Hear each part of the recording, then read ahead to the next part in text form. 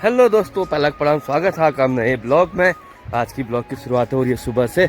आज काफ़ी दिनों बाद ब्लॉग बना रहा हूँ और आप देख सकते हैं अभी पहाड़ों में तो हमारे यहाँ धूप भी नहीं आई है। पिछले दिनों मैं गया हुआ था थोड़ा घर से दूर उदयपुर की साइड को, और जैसा मौसम अभी हमारे यहाँ हो रहा है वैसे वहाँ दिन भर रहता है। लोग कहते हैं कि क्या है पहाड़ों में स्वास्थ्य सुविधा नहीं है और मौसम सही नहीं रहता।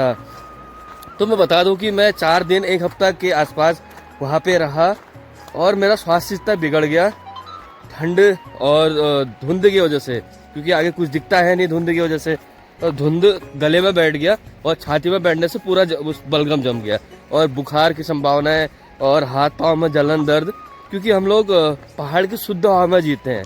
शुद्ध हवा, ऑर्गेनिक खाना, घर का बना हुआ, ये चीज़ें हम खाते हैं। वहाँ पे क्या है कि जैसे हम घर पे उठ जाते हैं, मैक्सिमम लगभग ठंडे का समय है तो मैक्सिमम 7 बजे के आसपास तो हम उठ ही जाते हैं, बिस्तर से छोड़ ही देते हैं अगर बहुत ज़्यादा ठंड भी हो रही हो। तो वहाँ पे हम उठ रहे थे 10 बजे, ऐसा लग रहा था 10 बजे की अभी हम 6 ही बज रहे हैं कि या 7 ही बज रहे हैं। तो ये अंतर है पहाड़ों में और शहरों में, प्लेन में, भावर में, कि वहाँ पे सुविधा ज़रूर है, मानते हैं कि स्वास्थ्य सुविधाएं अच्छी हैं, स्कूल से अच्छे हैं, लेकिन इस तरह का जो मौसम है हमारे पहाड़ों पे, खिली खिली धूप रहती है, आसमान साफ दिखता है और विजिबिलिटी बहुत दूर तक दिख जाती है।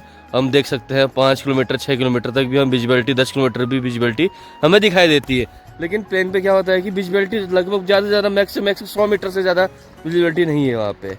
तो ये है पहाड़ों पे। और ये हम लोग कहते हैं कि यार हम शहर जा रहे हैं, गांव छोड़ रहे हैं अपने। मैं कहता हूँ कि वापस लौट आइए अपने शहर को, अपने शहर से अपने गांव को।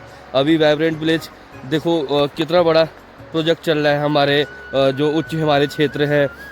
और सरकार ने भी अभी जो होम स्टे है, केवल हम जो उत्तराखंड के मूल निवासी हैं वही होम स्टे का खोल सकते हैं, उन्हीं को अथॉरिटी मिली है। तो इस तरह की अनेक सुविधाएं पहाड़ों पे भी अब लगभग सरकार पहुंचाने का प्रयास कर रही है।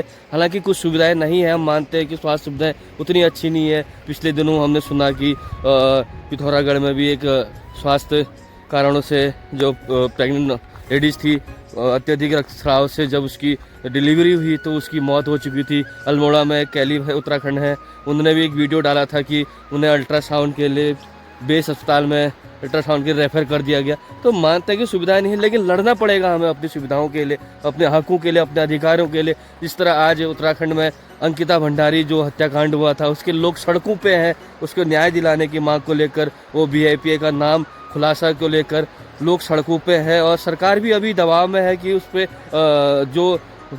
पर प्रकरण चल रहा है उसको जल्द से जल्द सुलझाया जा सके। तो इस तरह से अगर हम दबाव बना के कोई चीज़ें करते हैं, कोई चीज़ अपने हक के लिए लड़ते हैं, तो हमें निश्चित ही वो चीज़ मिल जाती है। तो कहने का अर्थ ये है कि अगर हमें अपने अधिकारों के लिए, अपने मूल अधिकारों के लिए अगर हमें खुद ही आगे आना है तो हमें लड़ना पड़ेगा उसके लिए, तब जाके हमें वो चीज़ की प्राप्ति हो सकती है। क्योंकि हम जब तक अपने लिए आवाज़ नहीं उठाएंगे, कहते हैं कि जब तक बच्चा रोता नहीं है तो माँ दूध नहीं पिलाती। वैसे किस्सा सभी के साथ होता है। जब तक हम अपने अधिकारों को जानेंगे नहीं, अपने लोगों के लिए लड़ेंगे नहीं, तब तक हम आगे नहीं बढ़ सकते हैं।